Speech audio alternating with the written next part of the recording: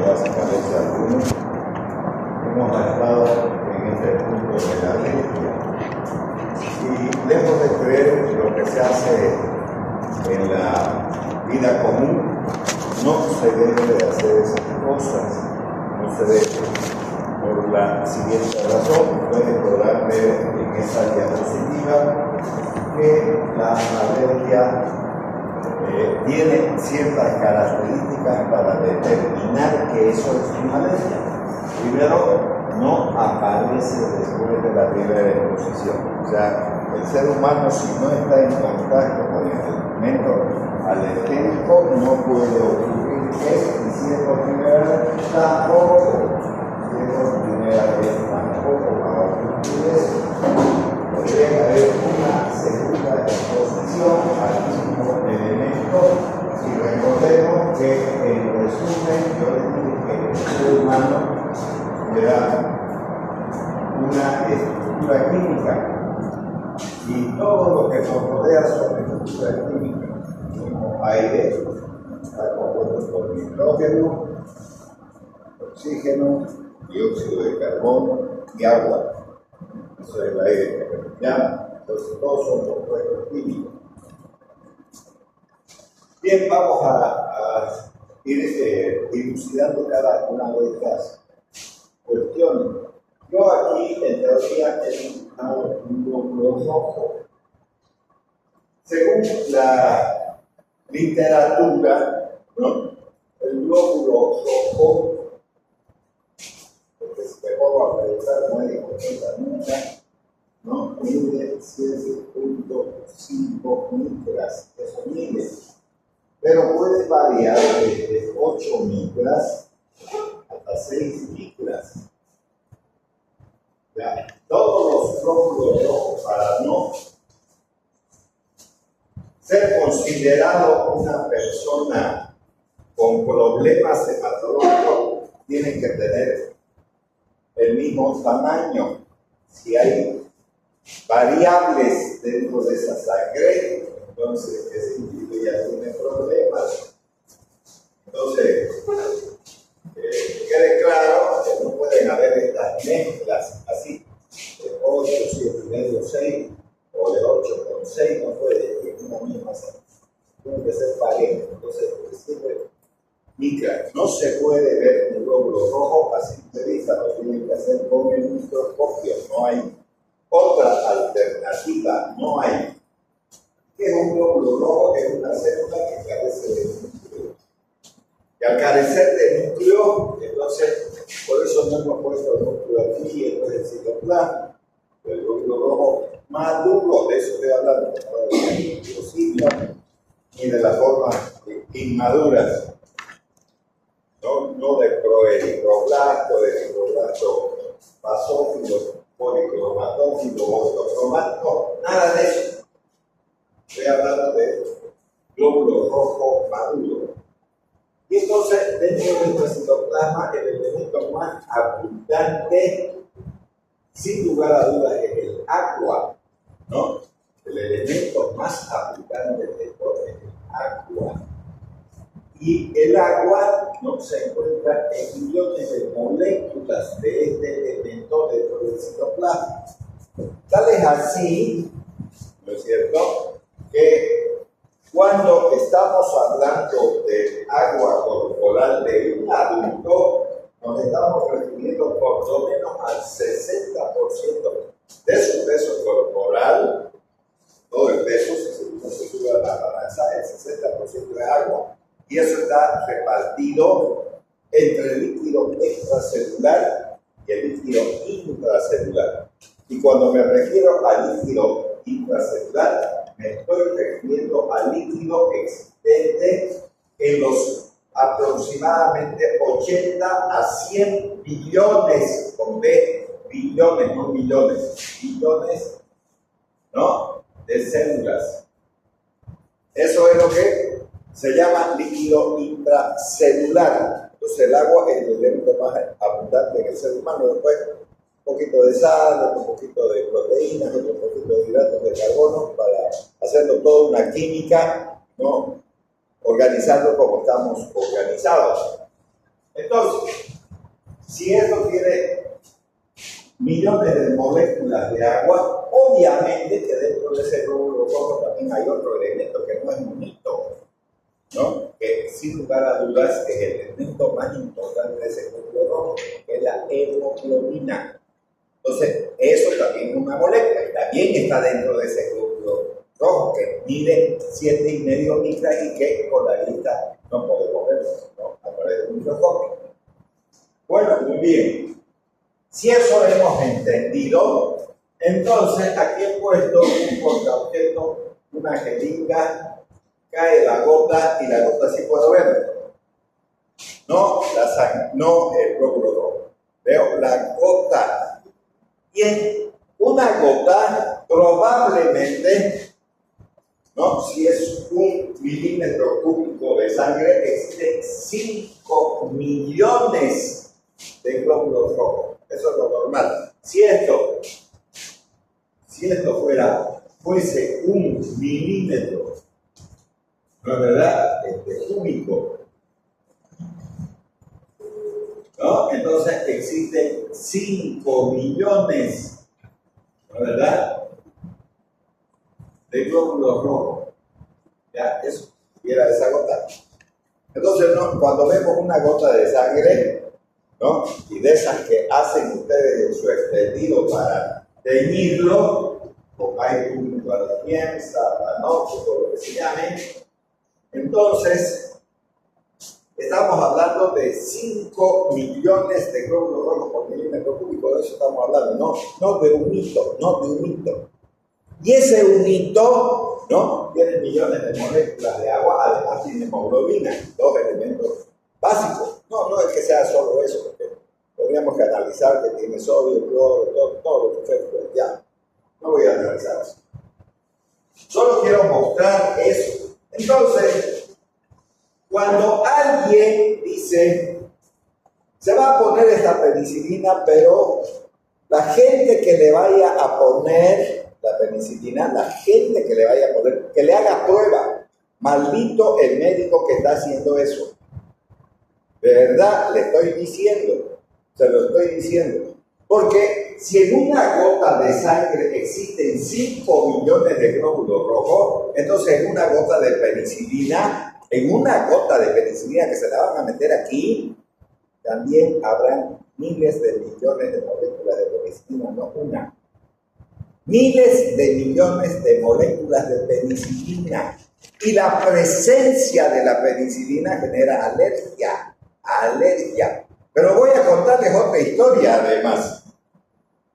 La penicilina nunca viene sola, salvo para las pruebas, pero no es la penicilina con la que hacen la prueba aquí. Hay penicilinas puras, pero no venden en el comercio, ¿no? Y son inestables, se desnaturalizan pronto. La mayor parte de las penicilinas son sódicas. O sea, ¿qué quiere decir? Que tienen cloruro de sodio, no sodio solo. Tienen cloruro de sodio. ¿Y qué es cloruro de sodio? Sal. A ver, agarren agua destilada, pónganle sal a esa agua destilada y pónganse aquí, se le va a llenar de sarpullido. ¡Alergia! No es alergia. Es la sal que está provocando irritación. Entonces, cuando le ponen la penicilina sódica de prueba, sale un sarpullido. Y dicen, alergia a la penicilina. Boludo, no es eso. O le ponen al ojo y que, si de verdad es alergia, va a perder la vista.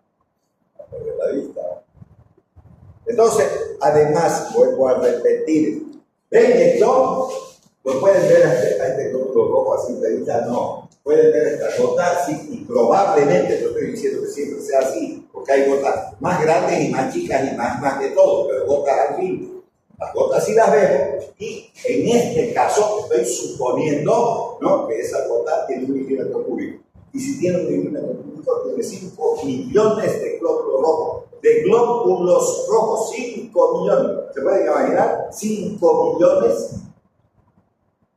Es harto, 5 millones, no es poco.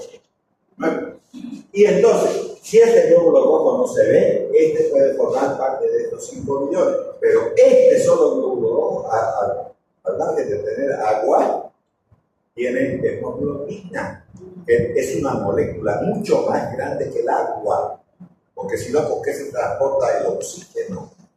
Y si este glóbulo rojo está oxigenado, además tiene moléculas adicionales de oxígeno, ¿verdad? Si alguien saca sangre arterial, pone un portapeto, además tiene oxígeno. Siguen habiendo moléculas. Y que entiéndase que este elemento, llamado hidrógeno, es un átomo. Este otro elemento que es el oxígeno es un átomo. Es un átomo. Cuando se juntan, cuando ya hay dos o más, entonces se llaman moléculas, así se llaman. Entonces, cuando estoy hablando del agua, estoy hablando de una molécula. Y entonces, si este glóbulo rojo tiene millones de moléculas de agua, tiene también millones de moléculas, varios cientos de moléculas de hemoglobina, etcétera, etcétera. Entonces, ya si le ponen la prueba aquí, no le están poniendo una gota de penicilina, le están poniendo millones de moléculas de penicilina. ¿Y qué creen que va a ocurrir en el organismo humano? Va a ser lo siguiente. Esto de aquí es un agente extraño, que puede ser una bacteria, virus, lo que quieran, incluyendo las moléculas de la prueba, incluyendo, no, que podría ser penicilina. ¿Qué hace este señor? Este es un macrófago, pero ingiere, hace eso. Al ingerirlo, procesa dentro de su organismo y se lo envía a este otro señor llamado linfocito.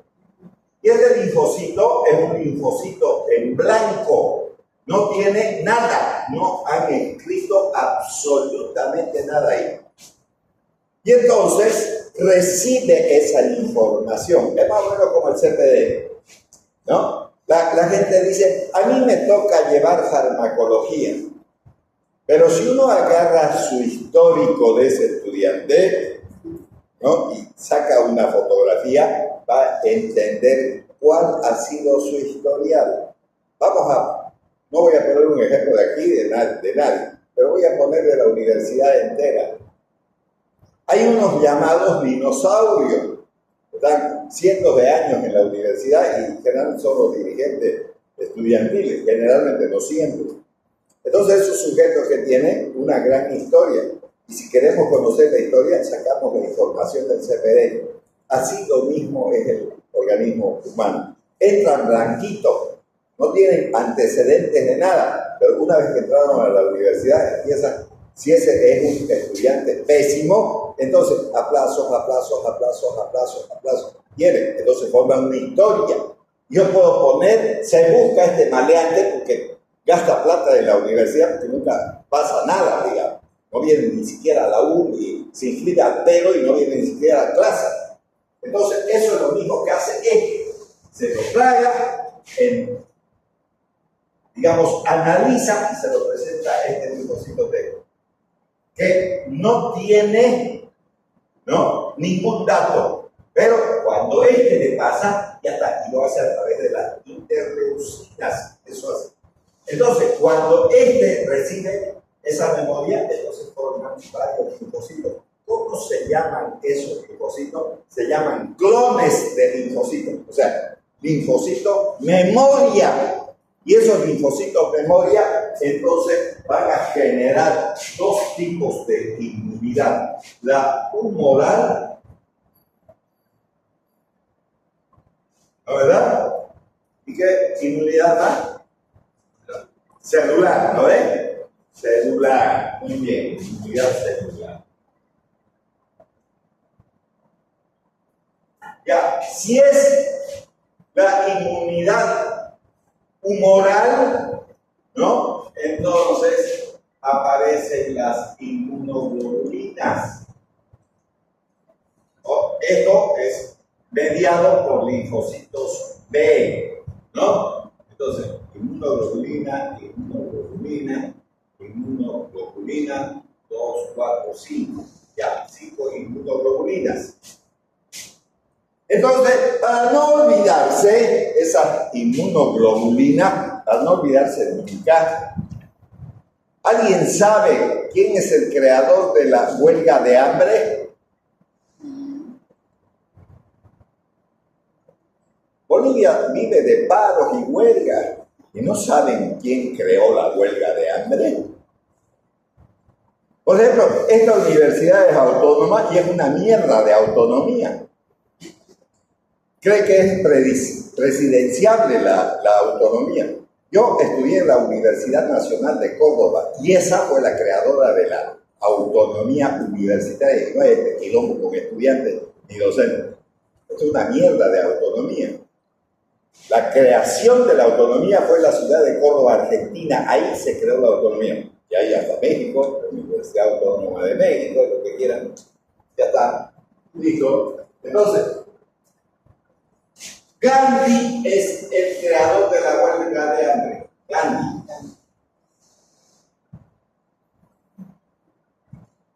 Ya. Y eso me va a servir ese apellido de un hombre de color negro, muy flaco, con unos lentes redondos, que incluso había una película que se llama Gandhi. Si no, véanla. Es el creador de la huelga de hambre. Mahatma Gandhi. ¿No? ¿Listo? Entonces vamos a ver. ¿Hay inmunoglobulina G? ¿Hay inmunoglobulina A? ¿Hay inmunoglobulina N? No. Entonces lo cambio por una M. ¿Hay inmunoglobulina M? Sí. ¿Hay inmunoglobulina D? Sí. ¿Hay inmunoglobulina I? No. Entonces le pongo este palo más aquí y listo. Ya están las 5 inmunoglobulinas del apellido de Mahatma Gandhi. ¿No? Después su hija, Indira Gandhi, también fue primer ministro de la India, ¿no? Es bueno saber cultura general, los médicos tienen que saber siempre, ¿no? Hay que estar leyendo cualquier cosa que sea patológica, no importa. Ya. Y hay la inmunidad celular mediada por células.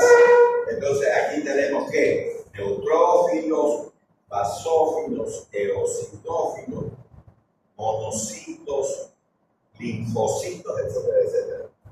Esos son mediados por células, Y entonces, esa inmunidad, ¿no?, celular es también muy importante para nosotros y está mediada por linfocitos T.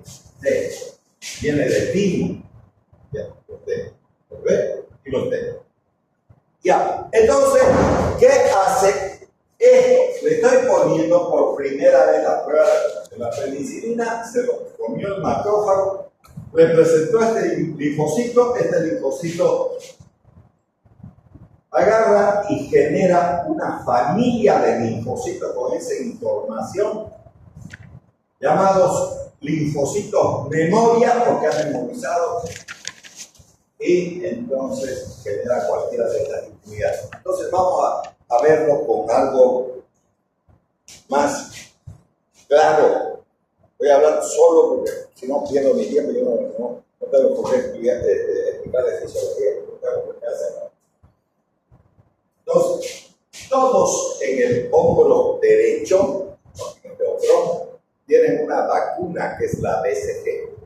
¿Qué es la BCG? Son los bacilos de Calmette y Guerin. Vivos y atenuados. Están vivos, pero no tienen patogenicidad. Se los tragó el linfocito, el macrófago, se los presentó al linfocito y listo, informa de la inmunidad. No es esto. Entonces, la mamá que acaba de tener el bebé, quienes le vacunan en el hombro derecho por la BCG y la larga se va de la maternidad, pasa una semana, 2 semanas, todos felices y contentos con el nuevo ser que ha venido a la tierra. Llega a la 4ª semana, va a entrar a la 5ª y ¡pum! Se reventó la vacuna y empezó a salir. Entonces sale disparando la madre hacia su pediatra y le dice: mire doctor, lo que le he hecho la vacuna, porque no sé por qué, siempre hasta en la plaza hablan sobre las vacunas.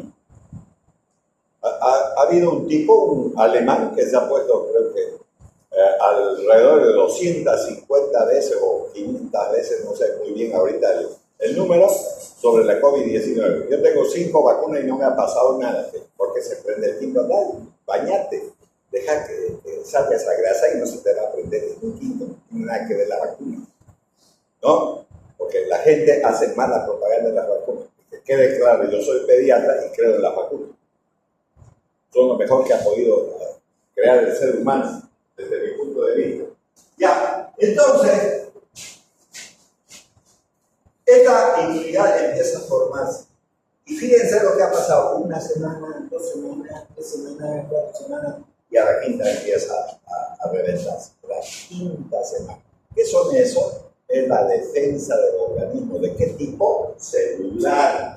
Las células están generando, ¿no?, todo un proceso de tipo defensivo, generando una especie de pus que sale luego de ese lugar, ¿no es verdad? Y entonces fíjense que no se ha generado las que le pusieron. Tardó mucho tiempo en generarse.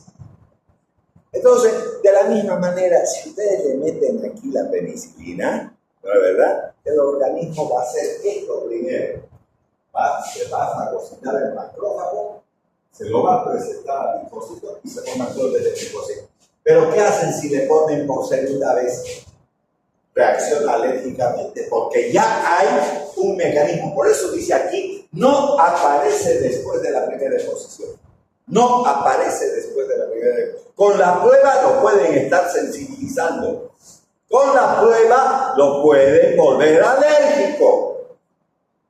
Entonces, ¿a qué mierda se le mete eso en la cabeza? Y no lo he escrito yo, esto está en los libros. No es mi problema, yo estoy solamente, ¿no?, mostrando lo que dice la diapositiva, y la diapositiva dice lo que son los libros. No, lo que digo yo. No digo yo. Entonces, nadie debe de hacer prueba, porque con la prueba igual matan. Y eso que aparece el sarpullido, ya les vuelvo a repetir. ¿No me creen? Entonces agarren suero fisiológico, eso tiene agua y sal, y pónganse ahí, va a ver que sale un sarpullido. Pero no es porque le tengan alergia, la sal hace eso. A ver, échense sal a una herida, después quiero verlo. ¿No? ¿Ah? Entonces, ya, eso. Y quede claro lo que les estoy diciendo. Ya, entonces, uno dirá, ¿no? Entonces, ¿qué mierda vamos a hacer? Porque si yo fuera el alergólogo y recibo esa receta del médico donde dice, aplíquese la penicilina previa prueba, yo saben qué hago como médico alergólogo. Durante la prueba no se ha producido ninguna reacción alérgica. Eso podría. Miren el informe del alergólogo. Durante la prueba no se ha producido reacción alérgica. Pero a partir de este momento, no me responsabilizo si ocurre alergia. ¿Por qué? Porque sé que lo estoy sensibilizando y que se vaya a la mierda el paciente si quiere morirse. Ya está. ¿No? Entonces, doctor, el actual una vez yo quise poner penicilina y el médico me dice, vaya a hacerse la prueba. No, claro, que es un imbécil. Si eso es lo que estoy diciendo, es imbecilidad total. Ya, ahora que hay algo que tengo que hacer, si no se van a morir y después me van a echar la culpa a mí porque lo que les estoy enseñando mal. ¿Ves? Por la culpa de ustedes se murió mi paciente. No le hice la prueba, van a decir, ¿no ves? Eso van a decir, ya. Muy bien, que el doctor Borges habla huevada y es mejor no inscribirse en su grupo porque habla sincero. Bueno, muy bien. Entonces, si alguien tiene espíritu de enfermera, si alguien tiene aquí espíritu de enfermera, allá hay una carrera de enfermería, métanse ahí van a aprender inyectar. Yo no pongo nunca inyección a nadie, salvo que médicamente sea de verdad una obligación mía. Por ejemplo, hacer una punción raquídea, ese es mi problema. Si fuese anestesiólogo para aplicar las raquídeas y todas esas cosas, eso voy a hacer yo. Yo voy a hacer eso. Si tengo que ponerle anestesia en una herida, eso voy a hacer yo, no la enfermera. Pero los inyectables comunes se colocan inyecciones, toda esa mierda que la hagan las enfermeras. Porque para eso estudiar, para eso no le quitemos el abuso. Bueno, pero de todas maneras, si alguien tiene espíritu de enfermera, ¿qué tienen que hacer? tener una ampolla de adrenalina. ¿Dónde?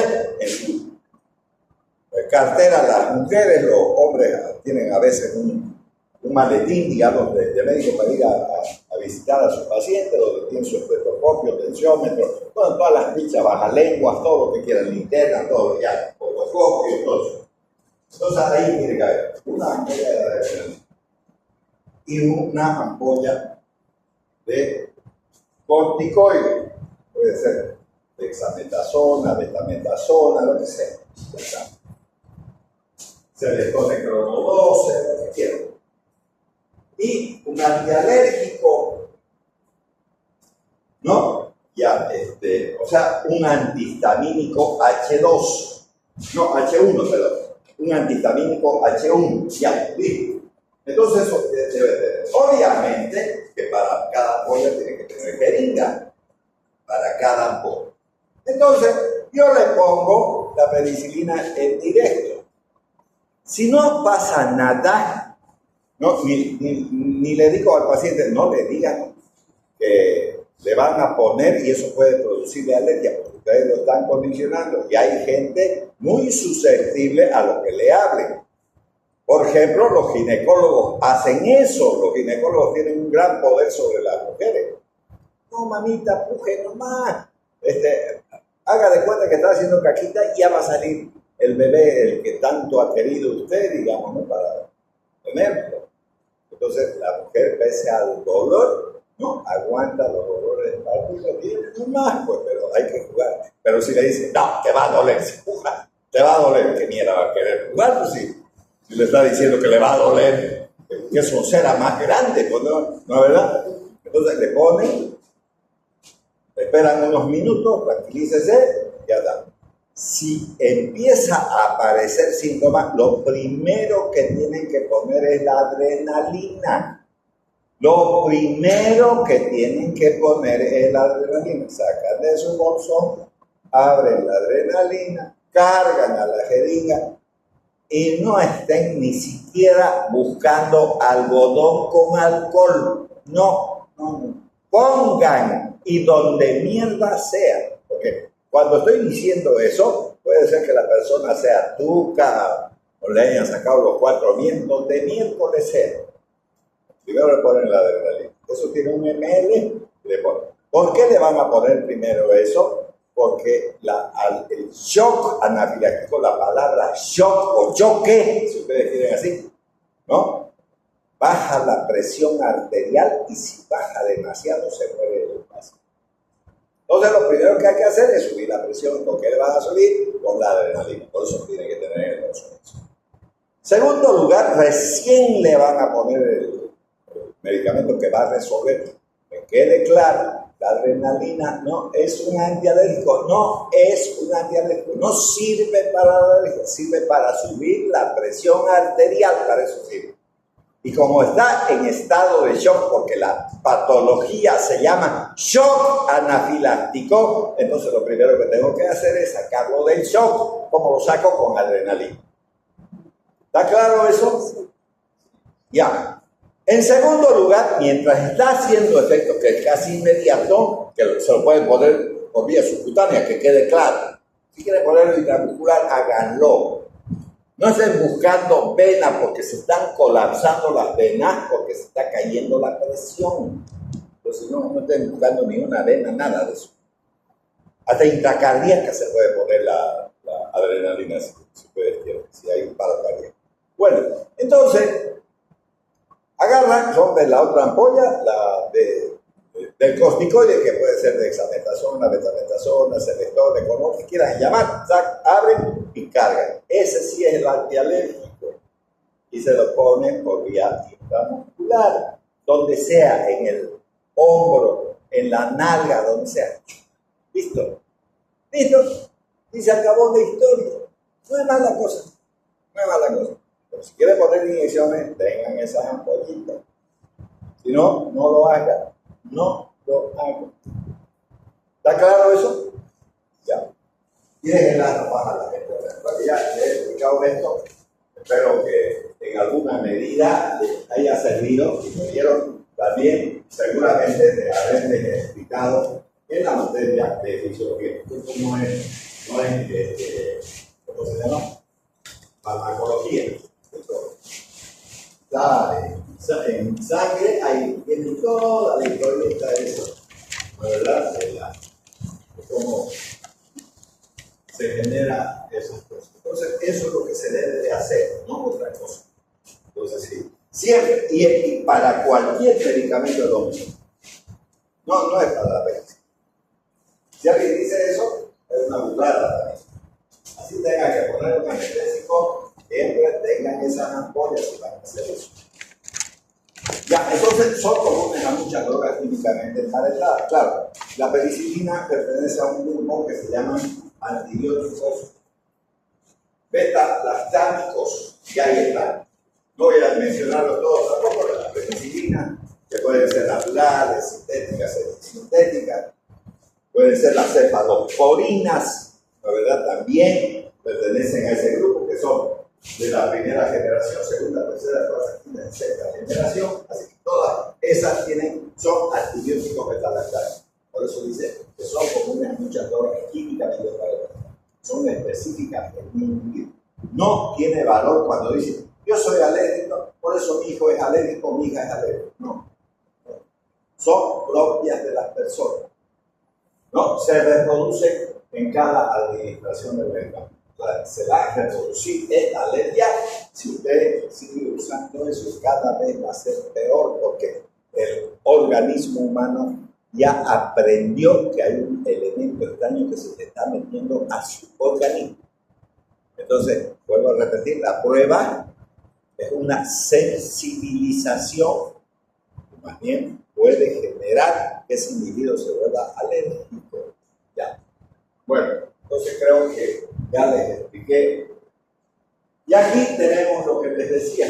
Aquí tenemos el glóbulo rojo, dice 7.5 micras, ¿no? Esto obviamente es más o menos como lo miramos, pero también de un lado puede medir 2 micras. Miren, ¿esto qué es? La hemoglobina. Esta es la hemoglobina. Y es una molécula grandota, miren, carbono, nitrógeno, hierro, carbono, hidrógeno, etcétera, etcétera. Entonces, ese glóbulo rojo que no pueden ver tiene esa molécula de hemoglobina y obviamente tiene agua, su citoplasma. No es una cosa chiquitita, así que si les muestro la estructura química de la penicilina, aunque no lo voy a hacer toda, no, es esta, no, nada más, es esta la estructura química de la penicilina. Esta es la estructura química de la penicilina, ¿no? ¿Verdad? Ya, esta es la estructura química de la penicilina. Miren, esta molécula es mucho más grande que esta. Sin embargo, este elemento de aquí, este es el que produce la alergia y la actividad farmacológica, ese cuadradito. Solo eso. Miren esta. Si eso entra dentro de un glóbulo rojo, la penicilina es mucho más chica, molécula. Obviamente que cada esquina de esa casita tiene carbono y nitrógeno, que quede claro, no lo he hecho de manera completa, pero esa es la estructura aquí. Entonces, ustedes pueden ver, aquí tenemos la gota de sangre, aquí está el macrófago, natural killer, ¿no? Entonces, la inmunoglobulina y el elemento antigénico, que generalmente está en la superficie de las células, por eso incluso tenemos grupos sanguíneos que salen de ahí, ¿no? Entonces, esa es la pruebita, miren. Hace una gotita y ahí adentro. Esta es la bendita pruebita. Y entonces, esa tiene miles de millones de moléculas de penicilina y eso lo está sensibilizando al paciente. Y si hacen con la sódica, entonces el sodio es el que hace sarpullido, no otra cosa. Que quede claro, no es eso alergia. Ya, ahora, curva dosis-respuesta. Entonces, nosotros, ¿no es cierto?, vamos a tener estas curvas dosis-respuesta. Entonces, esta curva permite determinar una serie de dosis que son fundamentales para establecer la dosis terapéutica. Entonces, fíjense, el mismo nombre dice curva dosis-respuesta. Cuando alguien va a hacer una investigación, ¿cómo saben que yo tengo que usar, digamos, por decir, 50 miligramos mínimamente de amoxicilina o de ampicilina, digamos? ¿Cómo yo sé? ¿De dónde se sacaron esa cifra? Y con un tope de 100 miligramos, por decir una cosa. Entonces hay 50 miligramos, ¿no es verdad? En lo que estoy diciendo de dosis terapéutica. ¿Cómo sacaron eso? Gracias a esta chupa dosis terapéutica. Entonces, si yo le pongo, por ejemplo, a ver, voy a poner un ejemplo estúpido, pero que me parece muy interesante. ¿Para qué están formándose ustedes? Para reponer la salud, no para curar. Porque pueden controlar, pueden curar, pueden reemplazar, pueden hacer todo lo que quieran dentro del campo de la medicina. ¿Está claro eso? Está ahí. Ya, muy bien. Entonces, viene una petacuda y la reviso y de mi criterio, ¿no es verdad? Necesita que le ponga, qué sé yo, o le dé amoxicilina. Dice la farmacología que en la medida que se pueda utilizar dentro del rango terapéutico la menor dosis, es mejor ponerle la menor dosis, que sea terapéutica a esa mujer embarazada. Porque en la medida que le aumente más la dosis, entonces más elementos tóxicos tenemos para el bebé. ¿Y qué quiere esa mujer? Se ha embarazado porque quiere su bebé, pero quiere su bebé ¿cómo? Sano, eso lo quiere, no quiere con malformación ni nada. Entonces, si eso es así, el médico debe de contribuir a que ese ser humano venga a la tierra sano. Entonces, ¿qué dice la farmacología? Que ponga la menor dosis terapéutica. Entonces, si a mí se me ocurre y digo, sí, he leído que la ampicilina o amoxicilina que le voy a dar, debo de aplicar a razón de 50 miligramos como dosis mínima y como dosis máxima, digamos 100 miligramos. No, pero por ahí le hace daño al niño, mejor le pongo 10. No sirve, porque no es una dosis terapéutica, no lo es. Y si no lo es, ¿para qué le va a poner? Porque no va a matar ningún germen, no lo va a hacer, porque no puede. Entonces, para eso necesitamos esta dosis respuesta. Y lo dice claro, dosis respuesta. ¿Cuánto de dosis para que yo tenga una respuesta? Pero una respuesta ¿de qué tipo? Terapéutica. Porque si no es eso así, si no es terapéutica, puede ser una dosis letal, ¿no es? ¿Sí o no? Sí. Claro que sí. Puede ser una dosis tóxica, letal, lo que quieran. Entonces, ahí tenemos dosis umbral, entonces dosis mínima que produce ese efecto estudiado. Dosis máxima es la mayor dosis que puede ser tolerada sin que aparezcan efectos indeseados. Cuando le digo de 50 a 100, ¿cuánto sería la mínima? 50. ¿Cuánto es la dosis terapéutica sin que produzca problemas? Entonces es la dosis máxima, 100. Ya, la dosis eficaz media, dosis eficaz 50, el 50% de los individuos, por eso es media, entonces dosis a la que el 50% de los individuos presentan un efecto cuantal específico. Dosis tóxica media, este 50 significa media dosis necesaria para producir un determinado efecto tóxico en el 50% de la población estudiada. Si el efecto tóxico es la muerte, entonces eso se denomina dosis letal media, dosis letal media. Todo lo que es 50 es del 50% de los individuos.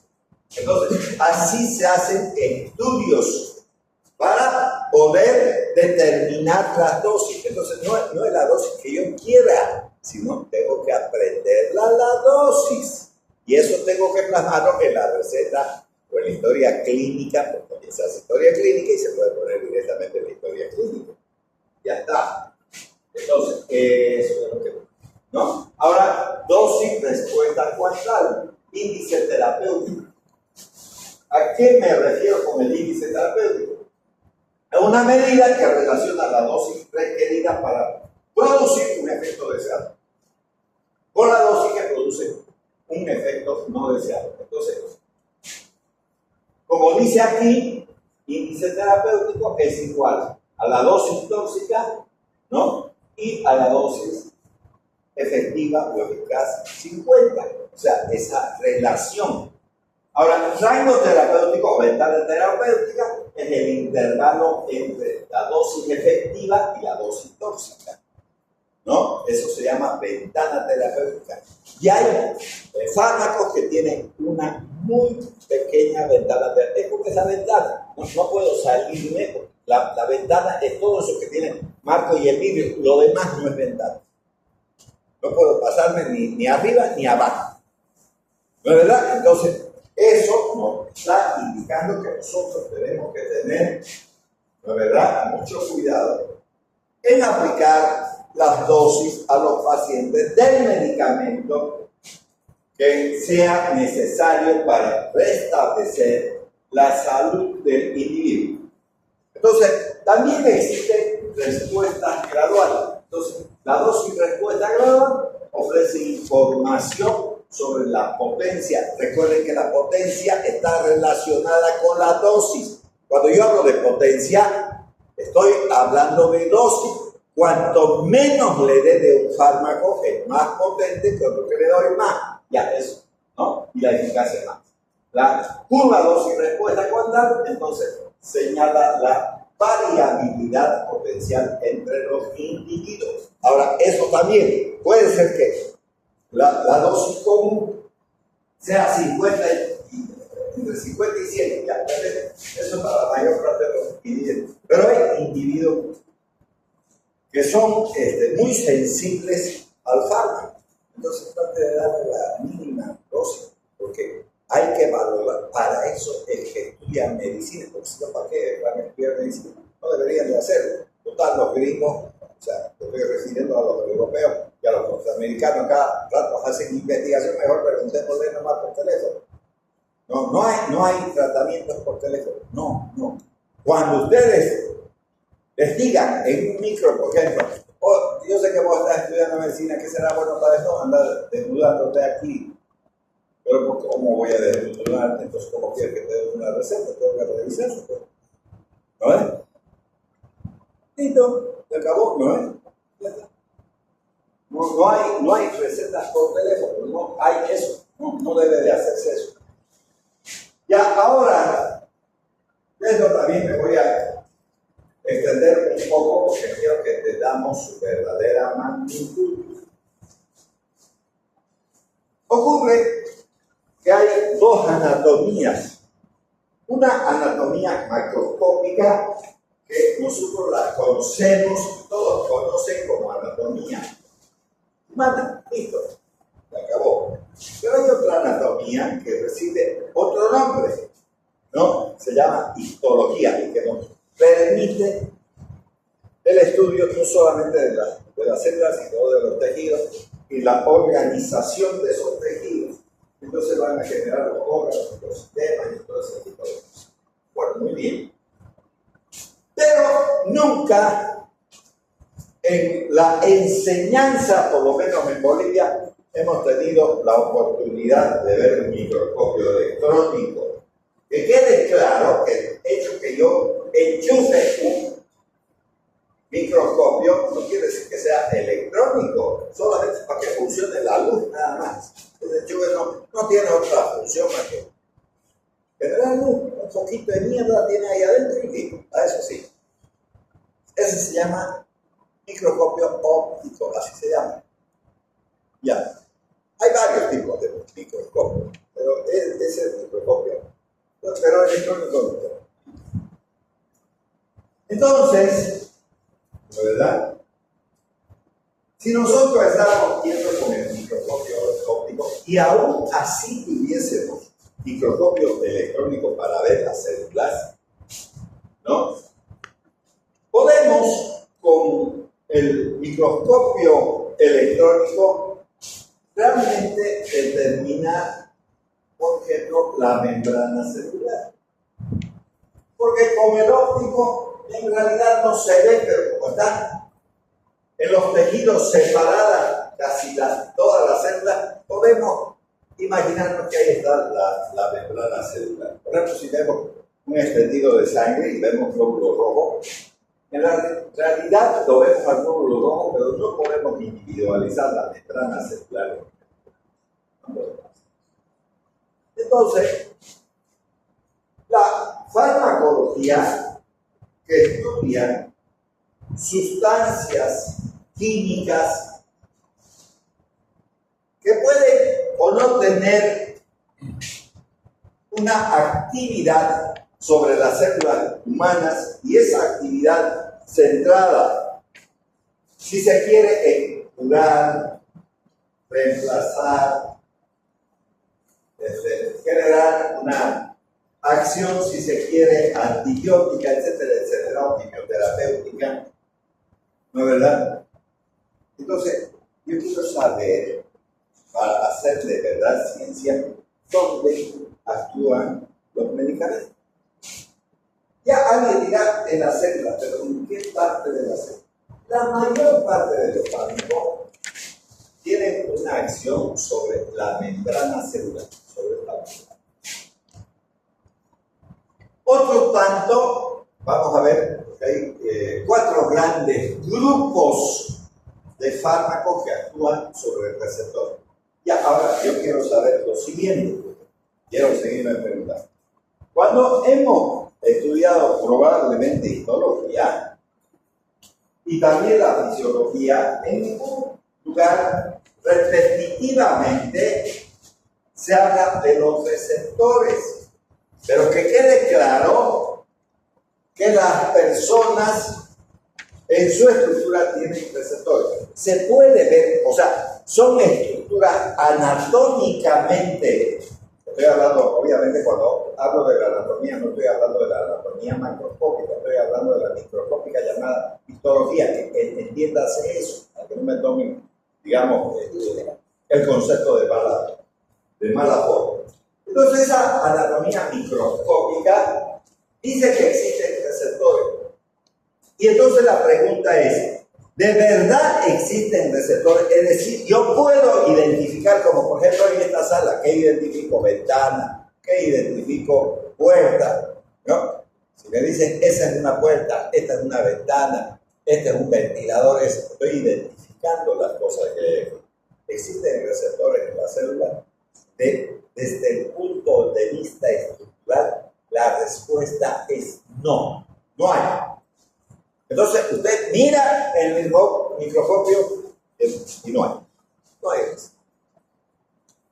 Pero existen enlaces químicos, porque si penetra la droga en mi organismo, que es química, entonces van a haber estructuras químicas a las que esa estructura química llamada fármaco, droga, medicamento, lo que sea, se va a unir, se va a enlazar. A ese enlace se denominan receptores, y la mayor parte de los receptores están en la superficie de las membranas celulares. La mayoría de los receptores están. Entonces, los fármacos de acción específica están formados por varias moléculas.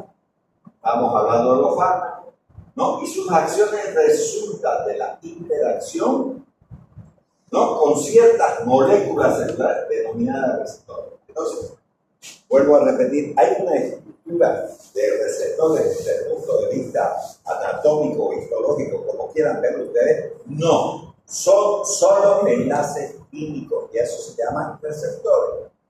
Y vamos a ver 4 grupos de receptores. Enseguida vamos a hablar también. Entonces, receptores cuya presencia explica la selectividad, es decir, dónde se va a unir esa estructura química con la estructura química de la célula. Entonces, para que una droga de acción específica produzca su efecto de varias etapas, por ejemplo, la transferencia. La transferencia no es más que la farmacocinética. Ya, hablemos ahora de la transferencia. Liberación, número 1. Liberación. Segundo, absorción. distribución, metabolización y expresión. Claramente. ¿No? Ya, eso es transferencia.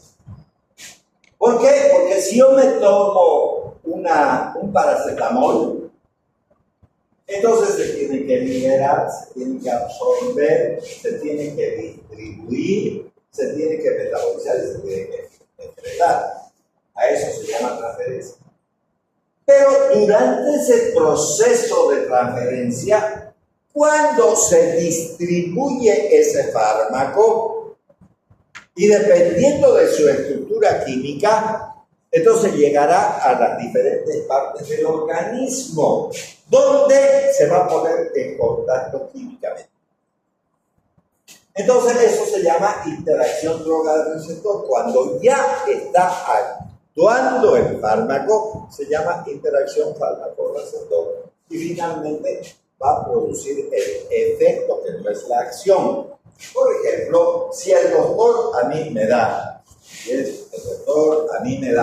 un medicamento para que baje la presión, ¿no? Entonces yo me lo voy a tomar, va a ingresar a mi organismo y depende obviamente del tipo de fármaco que se trate, porque hay varios tipos de fármacos, va a entrar, se va a distribuir y va a producir un efecto. ¿Cuál será el efecto? La disminución de la presión arterial. Pero obviamente no me la voy a tomar la presión arterial para que me lo traiga. Obviamente que primero va a caer para el estómago, ¿no? Y si no se absorbe en el estómago, tengo que esperar a que llegue al intestino delgado. De ahí recién se va a absorber, va a penetrar la sangre. Entonces, tendré paciencia. Y el mismo doctor me va a decir, usted va a tomar este medicamento y después de que lo haya tomado, si quiere controle con un reloj entre 1 hora a 1 hora y media aproximadamente, recién puede tomarse la presión para ver si está bajando.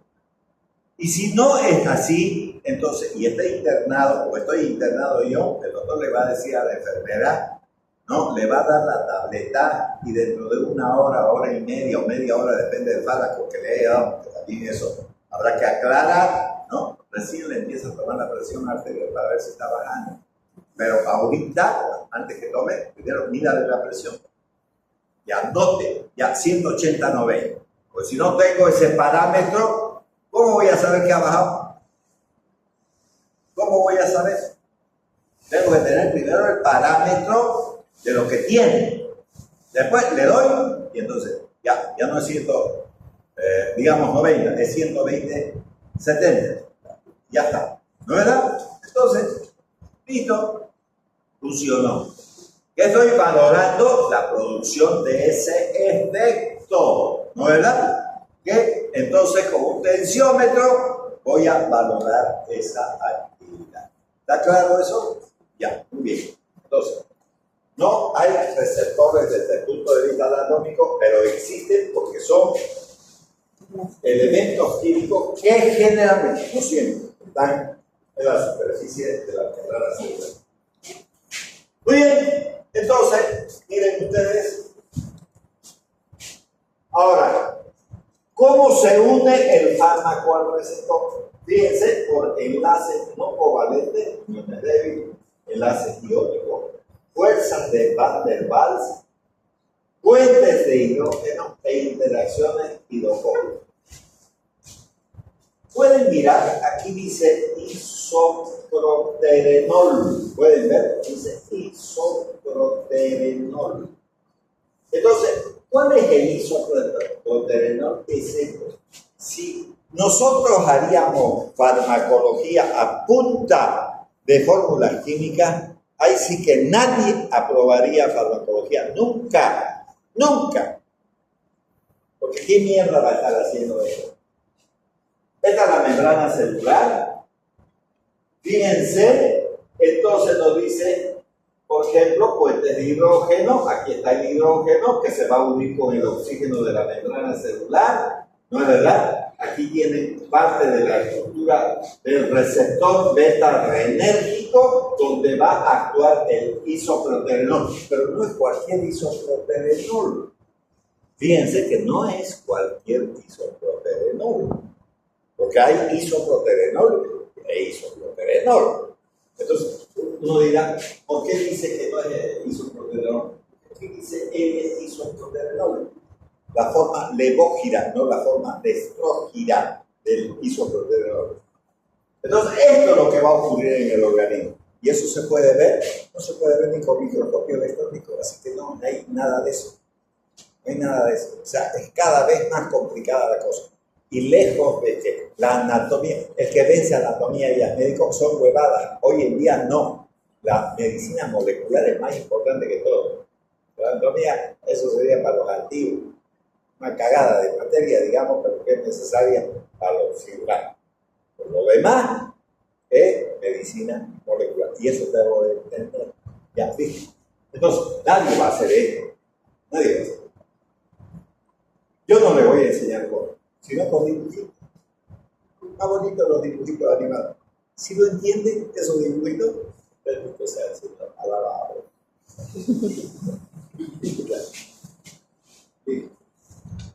Entonces, vamos a encontrar estos tipos de receptores, no es que sea un solo tipo de receptor, sino todos los fármacos tendrían que ser la misma cosa, ¿no?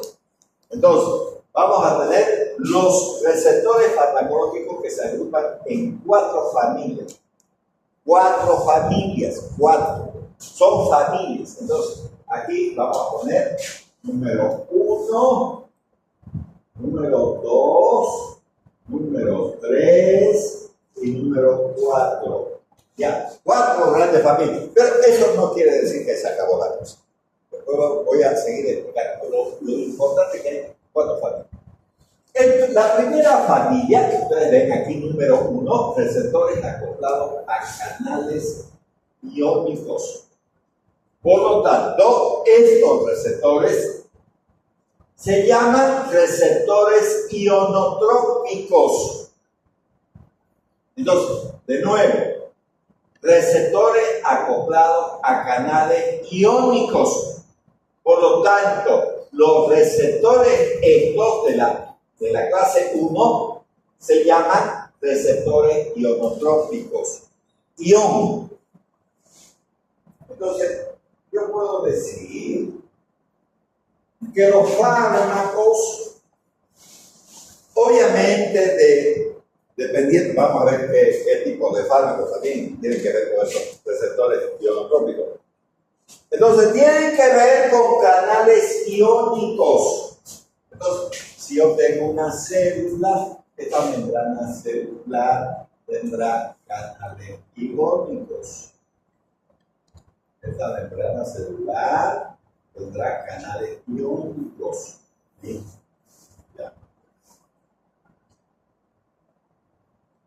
Por donde va a moverse los iones.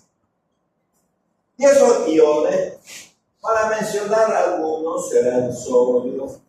Obviamente el sodio siempre va acompañadito del cloro, el potasio, el calcio, para mencionar algunos. Quiere decir que pueden bloquear esos canales o pueden hacer que entren esos elementos a través de los canales que se encuentran en la célula. O sea, hay medicamentos que al introducirlos pueden bloquear esos canales. Pueden, ¿no es verdad?, abrirlos.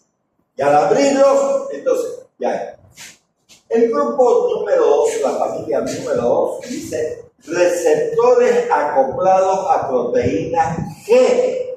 Esos receptores se denominan receptores metabotrópicos. Metabotrópicos. Ya no son de canales iónicos, son metabotrópicos. Ahora, ¿qué mierda es una proteína G? ¿Okay? Si no sé qué diablos es una proteína G, entonces voy a decir G, ya, reírme, digamos. No, la proteína G, ese nombre nace de un aminoácido llamado guanina, y la guanina se escribe con la letra G, por eso llevan ese nombre, se llaman receptores metabotrópicos. Después vamos a ver una clasificación también de eso ya, metabotrópicos, el segundo grupo. El tercero se llaman receptores catalíticos que funcionan como proteína quinasa. Estos receptores también reciben el nombre de receptores enzimáticos. Receptores enzimáticos, así se denominan, ¿no? Pero aquí tienen su verdadero nombre de receptores catalíticos que funcionan como proteína quinasas. Se llaman receptores enzimáticos. Y finalmente, hay medicamentos, sobre todo hormonas, y lógicamente medicamentos que sirven para el tratamiento del cáncer. Entonces, que actúan sobre receptores que regulan la transcripción nuclear. O sea, se llaman receptores nucleares porque actúan en el núcleo de la célula. Ya no en la membrana celular, sino ya lo hacen en el núcleo de la célula. Y entonces, ¿por qué? Porque aquí está esta estructura química llamada ADN. Y entonces cuando entran, actúan transcribiendo el ADN. Entonces son más peligrosos. Por eso es que una mujer que tenga cáncer y está recibiendo tratamiento para el cáncer, no puede embarazarse. Sí puede, pero no debe embarazarse. Porque si no, va a actuar sobre la transcripción genética de ese bebé y va a salir con la malformación que hay. La misma desgracia ocurre con la epilepsia. Entonces, la epilepsia requiere de toma de medicamentos. Y casi todos los medicamentos para el tratamiento de la epilepsia generan malformaciones congénitas, anencefalia, espina bífida, labio de Pori, lo que quieran. Entonces, es malo.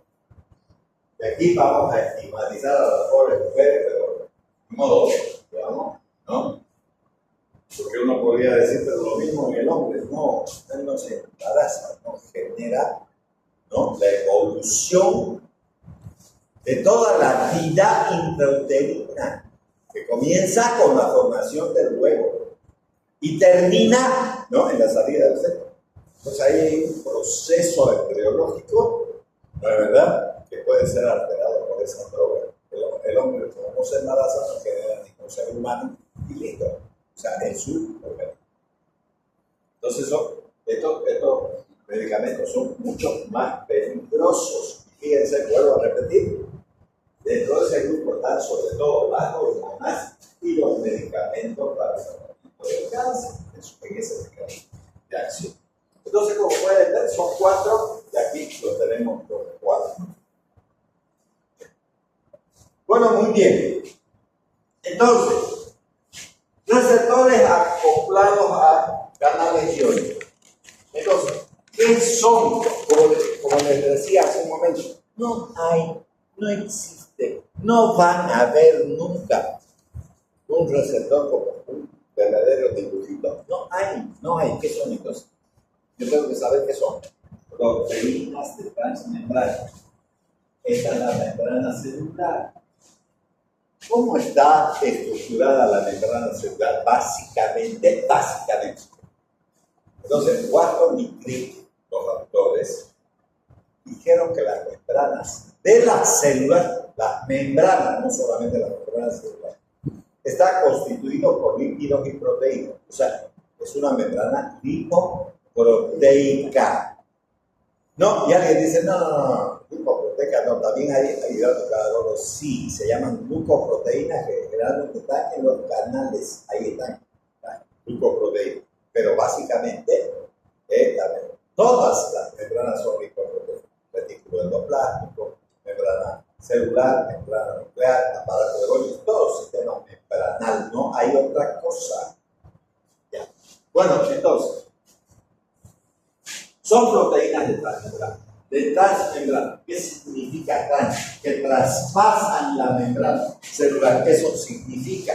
Si yo digo y dibujo esto así, y digo que esta es la membrana celular, y entonces voy a hacer un canal aquí, quiere decir que este canal que estoy haciendo para que, por ejemplo, entre el sodio, ¿no? Entonces es un canal iónico de transmembrana. Va desde la parte extracelular a la intracelular. Entonces a eso me estoy refiriendo con proteínas de transmembrana, formados por subunidades que atraviesan la membrana citoplasmática constituyendo un poro o un canal iónico activado por voltaje o ligando. Entonces, dos cosas que más voy a rescatar de este concepto. Miren lo que dice, constituyendo un poro. Un poro. Por ejemplo, los argentinos y nuestros chaqueños, ¿no es verdad?, consumen hierba mate en poros. ¿No? ¿Sí o no? Bueno, muy bien. Entonces, un poro es este canal que estamos hablando. Pero existen dos tipos, aquí dice, activados por voltaje, y el voltaje, entonces este voltaje hace que se abra este canal y entre el sol. ¿Dónde hay eso? Fisiología, ¿dónde hay eso? Este registro, ¿dónde hay eso? ¿Dónde? En el corazón. El corazón funciona por voltaje. Recuerden que hay un nódulo sinusal que genera voltaje. Nosotros somos eléctricos, por eso nos mata la electricidad común. O puede generarnos arritmias también. O sea, si alguien está arreglando un cable y está lloviendo y le pasa la corriente, puede generar problemas serios. Y tengo que saberlo, sí, porque lo van a llevar de emergencia luego al hospital. ¿Quién mierda va a estar en el hospital? Ustedes, pues, a la larga. ¿No creen que la cosa está sencilla? No. Si no están estudiando para quedarse aquí nomás, ya que les gusta disfrazarse de médico porque andan con esos trajes de cirugía que es para cirugía, no para la calle, ¿no es verdad? No para la calle, es para el hospital. Medio mundo y todos esos que estudian instrumental, no sé qué mierda ahí, una mierda que hay por ahí, ya está, ¿no es? Entonces, yo tengo que saber, entonces, por voltaje. Entonces, un ejemplo, como dice el compañero, el corazón funciona así. Ya, por eso el nódulo sinusal genera voltaje. ¿Y qué otro órgano importantísimo genera electricidad? El sistema nervioso. Ya, entonces esos son los dos más importantes. Pero hay otros canales activados por ligandos. ¿Quién es el ligando? Entonces, es una sustancia química. ¿Cuál es esa sustancia química? Puede ser adrenalina, acetilcolina, serotonina, ¿no? Etcétera. Lo que ustedes quieran. O los medicamentos. Esos son los ligandos. O sea, ay, que me gusta esta chica, voy a ligarme con ella, voy a unirme con ella. ¿No? Eso significa ligar. Ya, entonces, por ligando, entonces tiene que haber un elemento como este de aquí, que se va a asociar a este poro, y entonces va a aperturar ese canal para que entre igual el sodio. Para eso hace. Si es el sodio, no solamente hemos puesto sodio, potasio, calcio, hemos puesto algunos de los elementos, digamos, más comunes, ¿no?, que podemos encontrar como ejemplos. Y ya está. Entonces, estos son los canales iónicos. Ahora, miren, este canal iónico tiene parte. Y lo bello de todo esto, ustedes observan, ¿no es verdad? Y nosotros contamos que hay una proteína. Recuerden que son estructuras proteicas. No son estos dibujitos, pero más bonito así, ¿no ves? Se puede entender mejor, ¿no ves? Que hacer la fórmula química, ¿no ves? ¿Sí o no? Sí, sí. Claro, está más bonito. Pero esto quieren ver en el microscopio, por favor, eso no lo van a ver nunca. ¿No? Por lo menos en este tiempo no, porque el mejor microscopio que tenemos es el electrónico y no hay más. ¿Ya?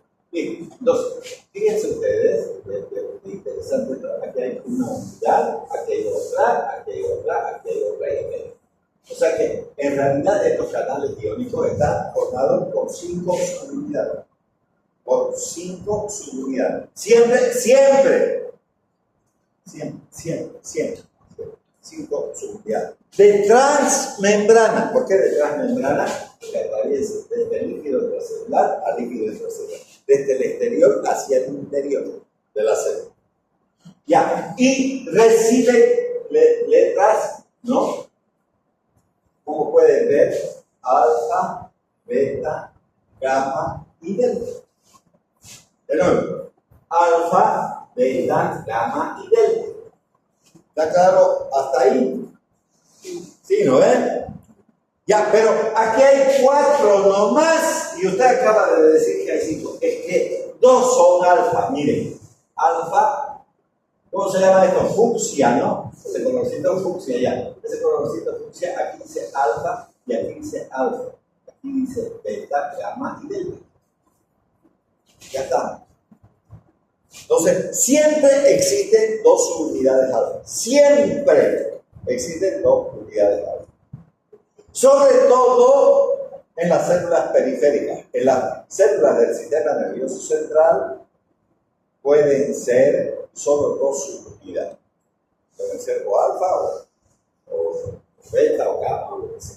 Bueno, entonces, gate quiere decir puerta. La puerta está cerrada. Entonces no puede pasar los canales iónicos.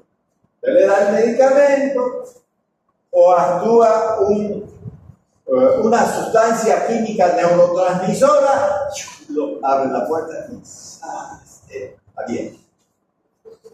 Entonces, tenemos cerrado, es igualito que esa bendita puerta que tenemos allá, ¿no es cierto? En este momento está abierta y entonces si nosotros somos los iones, podemos salir.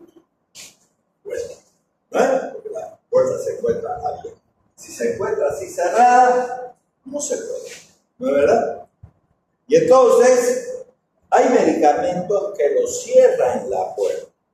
Por ejemplo, ya bien ha dicho el compañero que vamos a encontrar ejemplos en el corazón.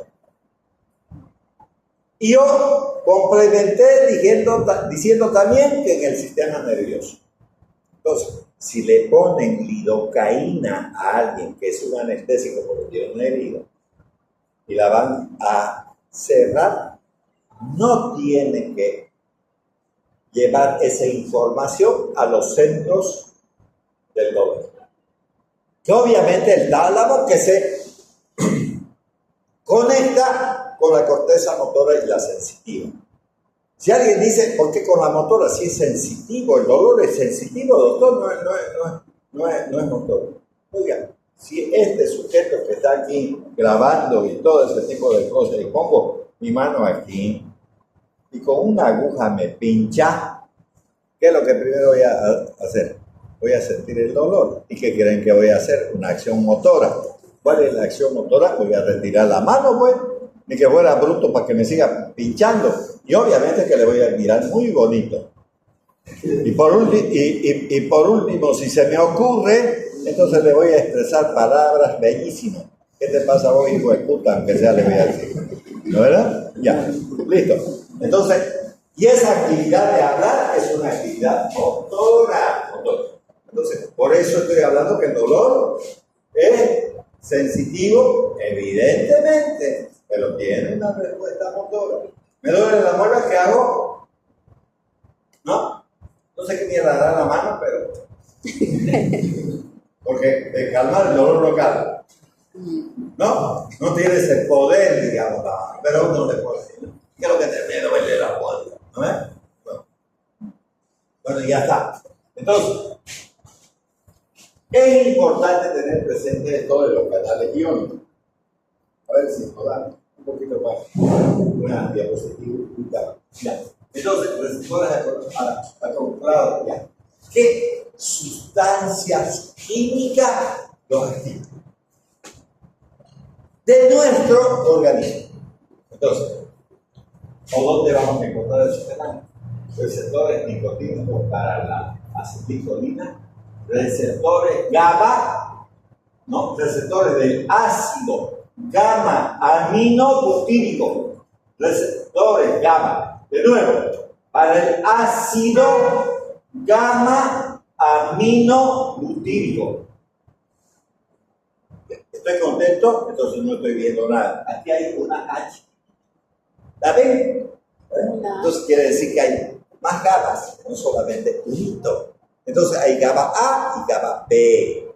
Ahí dice que para el GABA A, no para el B. ¿Está claro eso? Ya, entonces lean todo completo. Receptores de glicina, receptores de 5-hidroxitriptamina. 5-hidroxitriptamina. También más sencillito que 5-hidroxitriptamina, yo puedo decir serotonina. La serotonina es la 5-hidroxitriptamina. Ya, listo. Y receptores purinérgicos, receptores de purinas, ¿no? Entonces, ya, B12, listo. Nos vamos a quedar ahí. Espero que haya llegado la información de manera adecuada.